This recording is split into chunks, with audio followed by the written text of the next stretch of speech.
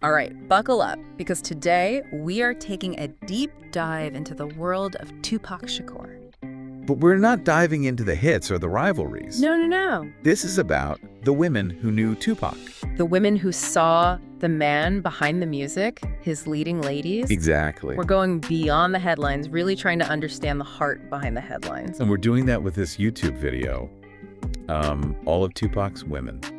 Who are they? Yeah, who are they? It's incredible. I mean, this video is like a gold mine. It's got all these interviews, all these stories, and it really it gives you this surprisingly well-rounded picture.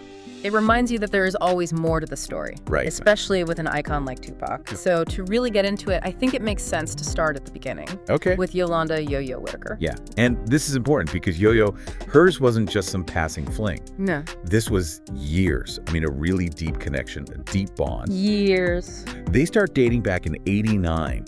But what's amazing is how their friendship lasted, like even longer. They stayed close until Tupac died. Until his death, yeah. And you can tell from the way Yo-Yo talks about him that she really got him, Yeah. Like she really knew the real Tupac. She talks about his vulnerability. Yes. And his passion for putting everything, his heart and soul, into his music, especially when it came to those social issues. She said, and this is a direct quote, he wasn't afraid to talk about his community, about his parents, stuff that people don't want to hear about. Yeah, and I think that's what's so powerful about his music. Yeah. That rawness, Yeah. that vulnerability. Think about tracks like Dear Mama. You can hear it, that honesty, that pain.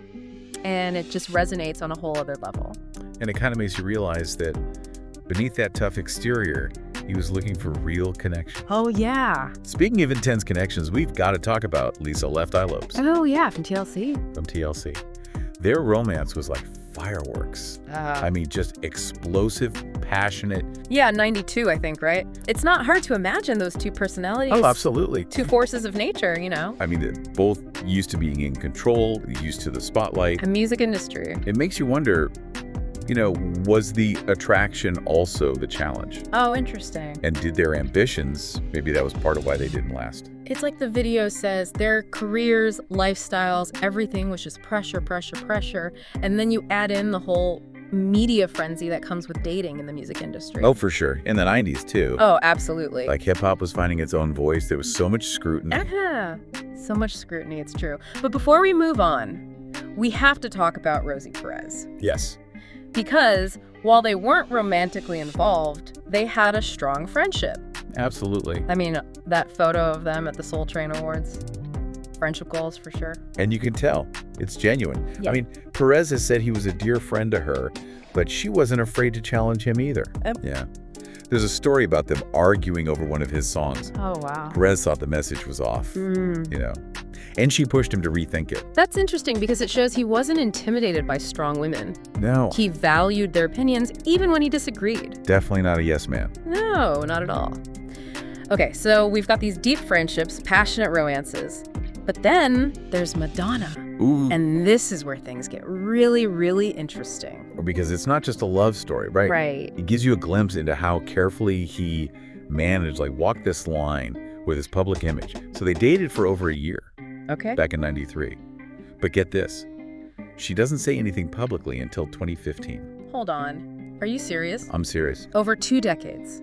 2 decades of secrecy. Why? Why wait so long to acknowledge this relationship? Well, you have to think about the time, right? Yeah. Like the 90s. Was it taboo for this white pop icon to be involved with a rising rapper? Especially one as outspoken as Tupac. I mean, yeah, the 90s were a different time, but still. It makes you think about the expectations on them. Huge. And whether they kept it quiet on purpose. Yeah. Which makes that letter Tupac wrote to Madonna even more interesting. From prison, right? Yeah, from prison. In '95, he breaks up with her. What? Yeah, and he's really blunt about why. Okay, I gotta know. What did he say? He was worried about his image, specifically how dating a white woman would look to his fans. Wow. Especially black fans. I mean, he was worried they'd think he was turning his back on them. He was under so much pressure. Think about it. To be this role model. It's a lot. And that letter, it's like reading his diary or something. Intense. You could tell he's struggling, trying to balance his feelings with his responsibility, To his community, to his art. It shows real self-awareness, Like, he knew how race and fame all played into this. It's more than just a breakup letter then, huh? Way more. It's like this key to understanding him, you know? Wow. Okay, so Madonna, very public, very complicated. But then there's Keisha Morris. Yeah, totally different vibe. Because this is during a pretty crazy time for 2Pac, right? Yeah, 95, he's in prison. Right. And they get married. Whoa, they got married while he was in prison. Married. It does sound crazy. Yeah. But when you listen to Keisha, you realize, I think 2Pac really wanted some stability. It's like he wanted to build something real. Yeah. I can't even imagine getting married under those circumstances. That must have been so hard. They were definitely connected, but it didn't last. Yeah. Divorced in 96, pretty soon after he got out. Keisha's talked about feeling lost after he got out. Lost how? Like, he'd changed, the world had changed, and their connection just wasn't the same. That's so sad. It makes sense, though. He goes from prison to, like, superstardom overnight. Exactly. That much pressure, that much change, it's a lot for anyone. Absolutely. But here's the thing, even after the divorce, they stayed friends. There's that loyalty again. Right. Like, no matter what, he kept those important people close. Even after everything. Wow. It shows you how much he valued forgiveness. Like, love wasn't always simple for him, you know? No, definitely not. But those bonds, those deep connections, those were important. And speaking of connections, the video also talks about Tara Everett and Heather Hunter. I was struck by how, even though those relationships were short, they still meant something. He definitely left a mark on people. Like this energy he had that just stuck with you. He was magnetic or something. And, you know, their short relationships, I think they show another side of him. Like Tara Everett, she said in her book that behind closed doors, he was a wonderful person. Said the real 2Pac. It wasn't the public image at all. Again, it's like this public persona and then the private man. It's got to be hard to live up to that image all the time. Totally. And it makes those moments where you see his softer side, they just stand out even more, you know? Totally. And, you know, Heather Hunter said something similar, like she was really inspired by him. Yeah. Inspired by him. How? She said he pushed her to be better, do better. Wow. Okay, so we've talked about the lasting relationships, the scrutiny, what was really going on behind the scenes. But we can't talk about 2Pac's love life without mentioning Faith Evans. Oh, yeah. And this is where it gets really messy. Big time. Because you can't talk about them without talking about Biggie. Right. And that whole East Coast, West Coast thing. Exactly. Faith was married to Biggie, and her seeing 2Pac, even though it was brief, it just added fuel to the fire. Oh, absolutely. The 90s hip-hop scene was wild. Wild. Every relationship, every lyric, it was all under a microscope. Do you think most of that rivalry was real? It's hard to say. Or was it the industry, the media, you know, making it bigger than it was? I mean, there were definitely real problems, but the media loves a good story. That's for sure. And those stories, they stick with people. They do. It's like the video mentions Charisse Neal. Vince Neil's ex. Yeah. And it's just a blip in the grand scheme of things. But it shows how much the media love to focus on the drama. Anything to make him look controversial. Exactly.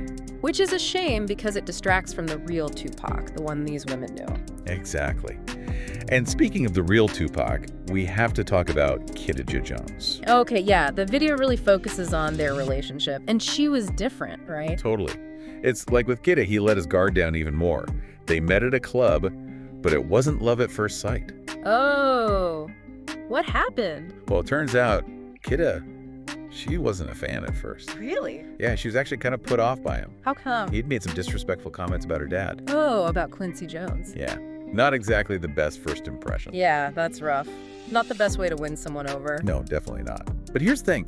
When they met again, 2Pac, he actually apologized. Oh, wow. He owned up to it. That says a lot, especially for someone like him. It would have been easy to just let his ego get in the way. Yeah, but he didn't. He really cared about family, about respect, and I think deep down, he wanted that for himself. And he definitely saw that with Kidda. I mean, he told his mom that she was the one. Yeah, he was going to marry her, have kids, the whole 9 yards. Wow. He was ready to build a life with her, you know. It makes you think, how would his music have changed? Absolutely. I mean, if he had lived, if things had been different. And they were really taking those steps. Like, Kidda, she actually bought him a house. What? Yeah, in Calabasas. Oh. And that's where they were living when he died. Oh, man.